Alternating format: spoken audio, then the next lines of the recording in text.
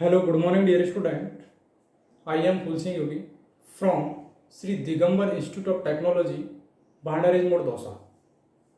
Today, I will be discussed about important definitions and use of valuation. Use of valuation यानी आप ये कहेंगे कि जो वैल्यूएशन फाइंड आउट करने के लिए जो इम्पोर्टेंट डेफिनेशंस यूज में आती हैं उनके बारे में आज डिस्कस करेंगे। प्रीवियस वीडियो में भी आपने देखा था कि purpose of valuation, definition of valuation, उसके बाद अपन डिस्कस कर रहे थे कि इम्पोर्टेंट डेफिनेशंस के ऊपर आपने डिस्कस किया था स्क्रैप वैल्यू के ऊपर, ठीक है, सेल्वेज वैल्यू के ऊपर, ठीक है। तो आज अपन डिस्कस करेंगे कि कुछ जो डेफिनेशंस हैं उनको किस तरीके से यूज में लेते हैं और उनसे किस तरीके से आप वैल्यूएशन फाइंड आउट करते हैं। ये आपको पता है कि आपकी जो सब्जेक्ट है estimate subject civil engineering branch के अंदर according to RT syllabus BTech 6 semester के चैप्टर आपका लास्ट वाला जो आपको यूनिट दी हुई है, ठीक है, वैल्यूएशन, उसका चैप्टर है आपका। तो मैं आज डिस्कस करूँगा सेल्वेज वैल्यू कि सेल्वेज वैल्यू क्या होती है।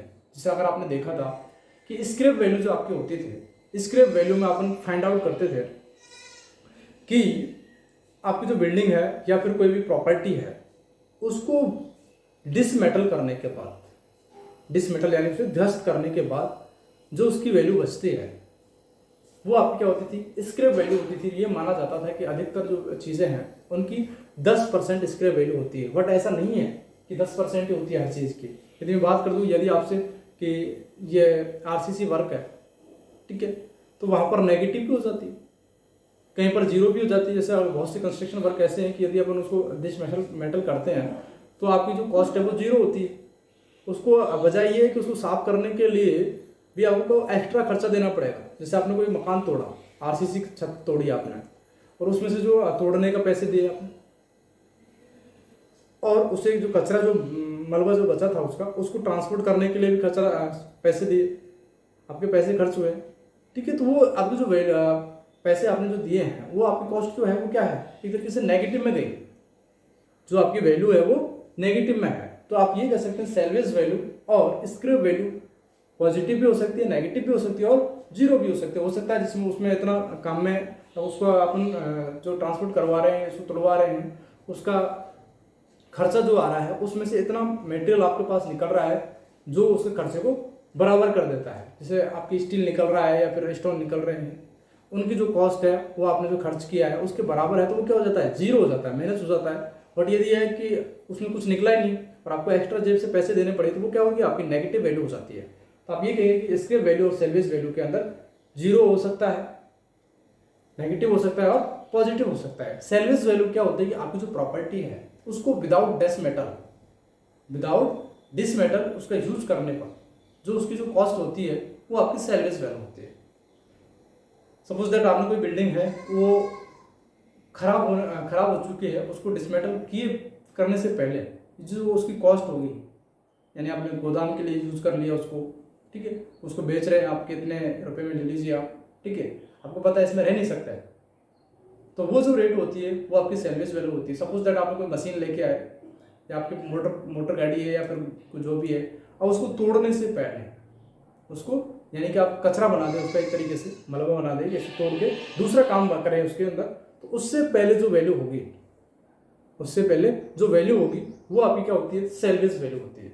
तो इसमें लिखा हुआ है salvage value it is the value at the end of utility period, यानी आपको जो विदाउट बीइंग डिसमेटल्ड, यानी आप ये कह सकते हैं आपकी जो प्रॉपर्टी है वो विदाउट डिसमेटल्ड,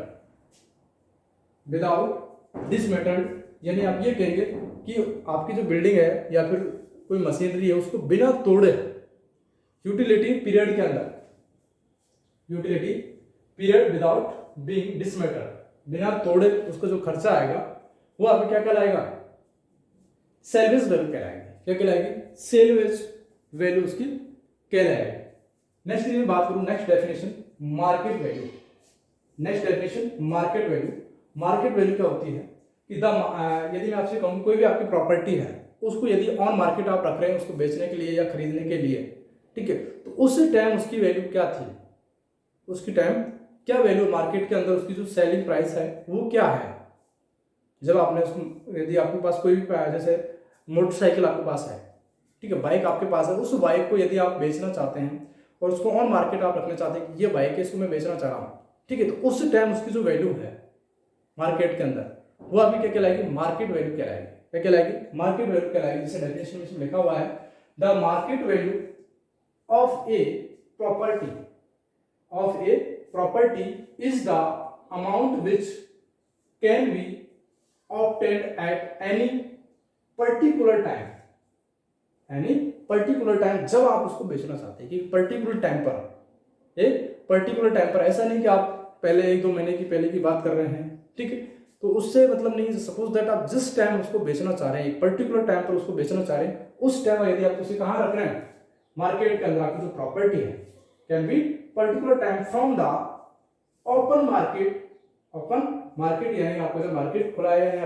ये कह सकते हैं जब आपका मार्केट में उसे रख रहे हैं।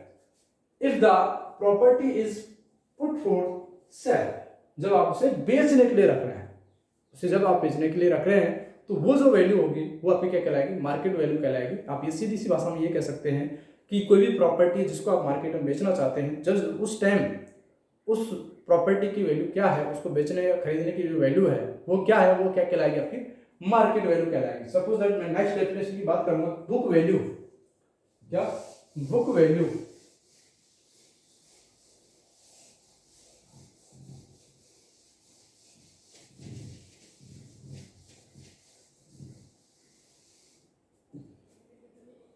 बुक वैल्यू, आपकी बुक वैल्यू क्या होगी।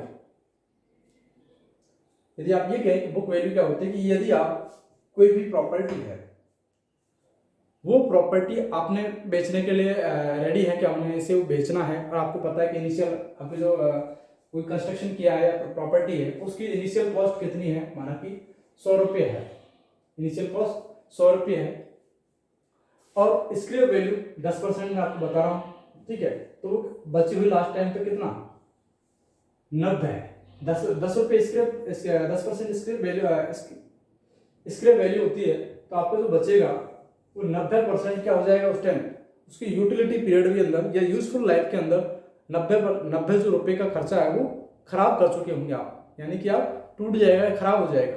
लास्ट टाइम पे कितना बचेगा, 10 का बचेगा, स्टार्टिंग में कितना था, 100 था।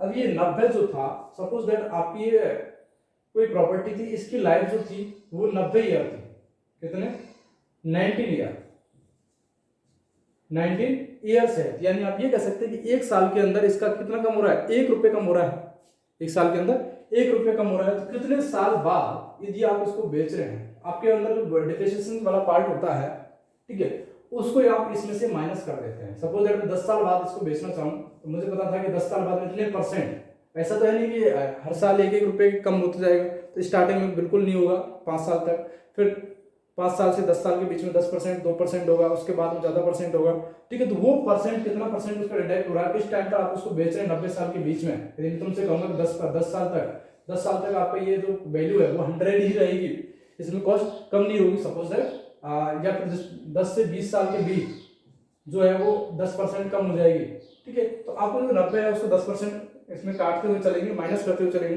ठीक है, तो किस टाइम आप उसको बेच रहे हैं, तो बुक के अकॉर्डिंग, बुक के अकॉर्डिंग, यानी कि इतना डिप्रिसिएशन इसके अंदर हो चुका है, तो वो जो वैल्यू होती है वो क्या कहलाएगी, बुक वैल्यू कहलाएगी। सपोज दैट आपकी ऐसा नहीं है कि आपकी जो बाइक है, बाइक आपने खरीदी है, बुक के अकॉर्डिंग आपको पता है कि 2 साल पुरानी है, तो उसकी जो वैल्यू है 2 साल के अकॉर्डिंग आप लगा देते हैं, जैसे अपने इंश्योरेंस वगैरह करवाते हैं, ठीक है, तो वो मार्केट बुक वैल्यू के अकॉर्डिंग लगा देते हैं। लेकिन ये ध्यान रहे कि अगर आपने कभी करवाया हो, तो वो क्या कि जब गाड़ी को चेक करता है वहां पर जाने के बाद में, वो ये चेक करता है कि प्रेजेंट टाइम के अंदर इसकी कंडीशन क्या है, बुक के अकॉर्डिंग ही नहीं चलता। यदि आप ये कह रहे हैं डॉक्यूमेंट्स में कि यार 2 साल पुरानी है, तो इसके आइडिया से ये इतनी कॉस्ट की होगी, यदि बुक के अकॉर्डिंग चल रहे तो इतना % होगा। लेकिन आपने ऑन मार्केट, या आप ये कह सकते हैं प्रेजेंट टाइम की कंडीशन ये नहीं देखी आपने कि उसकी कंडीशन प्रेजेंट टाइम में क्या होती है। यदि वो चीज़ वैल्यू चेक करते हैं प्रेजेंट टाइम में क्या है, वो क्या मार्केट वैल्यू एक तरीके से, आप उसको बेच रहे हैं, उसकी कॉस्ट ये है। लेकिन अगर जो बुक के अकॉर्डिंग देख रहे हैं कि यार 2 साल बाद में इसकी रेट इतनी हो जाएगी, 3 साल बाद में इसकी रेट इतनी घट के इतनी हो जाएगी, इसके बाद में इतनी रेट हो जाएगी, तो वो जो वैल्यू होती है वो क्या होती है, आपकी बुक वैल्यू होती है। क्या होती है? बुक वैल्यू होती है। नेक्स्ट यदि मैं बात करूँ, एक इंपॉर्टेंस पार्ट्स आपके अंदर आता है, वैल्यू या डेफिनेशन के अंदर आता है air purchase. Air purchase,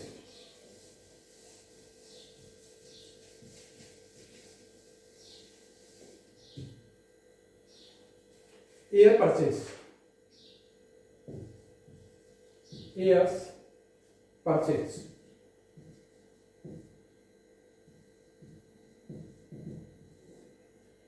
air purchase यदि आप कहें कि जैसे सपोज दैट आप 1 रुपये प्राप्त करने के लिए कितने पैसे डिपॉजिट करवाएंगे, ठीक है, आप एनुअल इंटरेस्ट के रूप में, ठीक है, एक तरीके से आप ये कह रहे हैं कितने परसेंट ब्याज पर या इतने पर, उसमें से कितना जमा कराने के बाद आपको कितना 1 रुपये मिलेगा, ठीक है।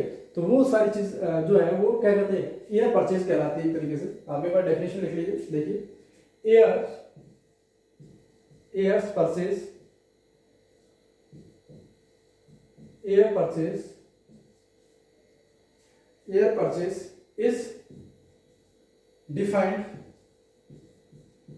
is defined, air purchase is defined as the capital, sum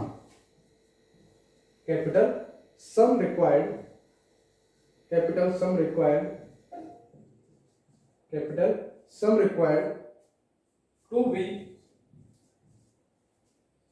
invest. इसमें आपको बता रहा था कितना खर्चा करना पड़ेगा, यानी कितना देना पड़ेगा। इन्वेस्टेड सर्टेन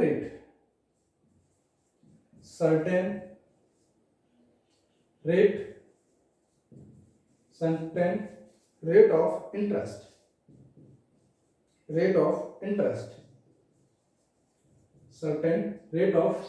इंटरेस्ट,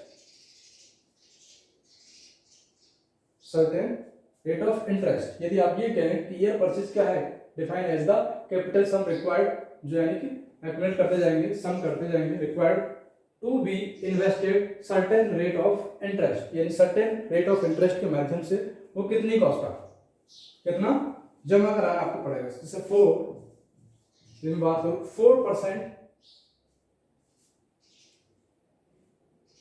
सॉरी आपने थोड़ा गलत लिख दिया एक तरीके से, गलत तो क्या है, इसमें ऐड करना था रिक्वायर्ड टू बी इन्वेस्टेड, यहां से लिखना है required to be invested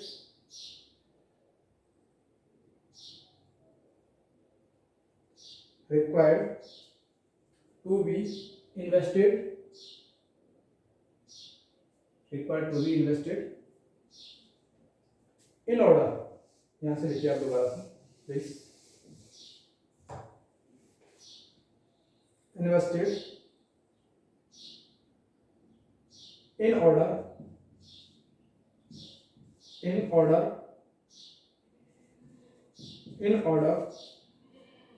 to receive, इसमें बता रहा था ना 1 रुपये प्राप्त करने के लिए, रिसीव एन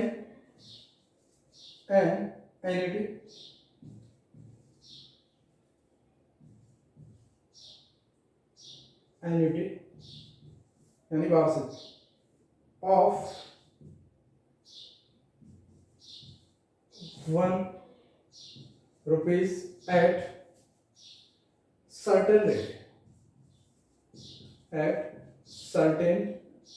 रेट। मैंने स्टार्टिंग में बताया था कि आपको 1 रुपये प्राप्त करने के लिए कितना, किस रेट से जमा कराना है, वो चीज कितने रेट से आपको जमा कराना है, वो आप मैं मिसिंग कर देता, मैं बोल गया था एक बार, उसके बाद में लिखा नहीं था मैंने, तो आप एक बार इसको लिख लीजिए कि an annuity of R T मतलब रुपए, 1 at certain rate of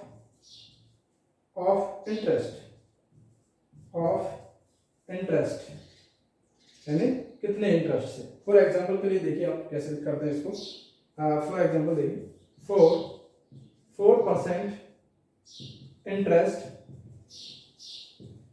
4% interest पर एनुअम यानी वार्षिक पर एन्यूम टू गेट RS4, यानी आप ये कहेंगे वार्षिक जो रेट है उसके अकॉर्डिंग आप 4% पे दे रहे हैं इंटरेस्ट, तो कितने मिलेंगे आपको? 4 रुपये मिलेंगे। कितने? 4।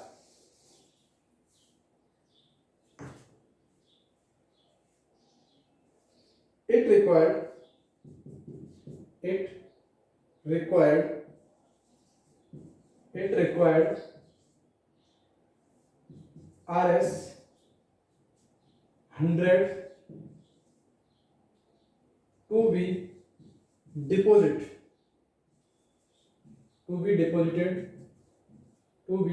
deposited in a bank to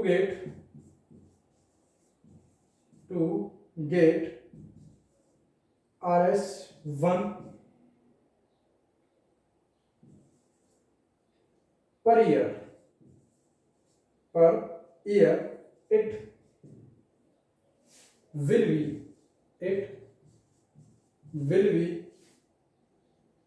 required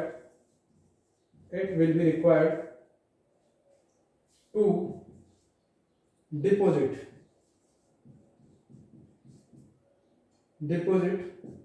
1/4 of RS100 such that that is जो इसकी वैल्यू लिखेंगे आप क्या लिखेंगे 100/4 यानी 25। या फिर आप ये कह सकते हैं कि ये जो परचेज है उसका जो फॉर्मूला है वो क्या हो जाएगा इसके अकॉर्डिंग?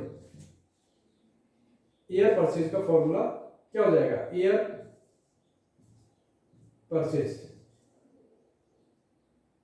परचेज बराबर 100 ये नीचे क्या लिखा आपने? परसेंट में लिखा है रेट ऑफ इंटरेस्ट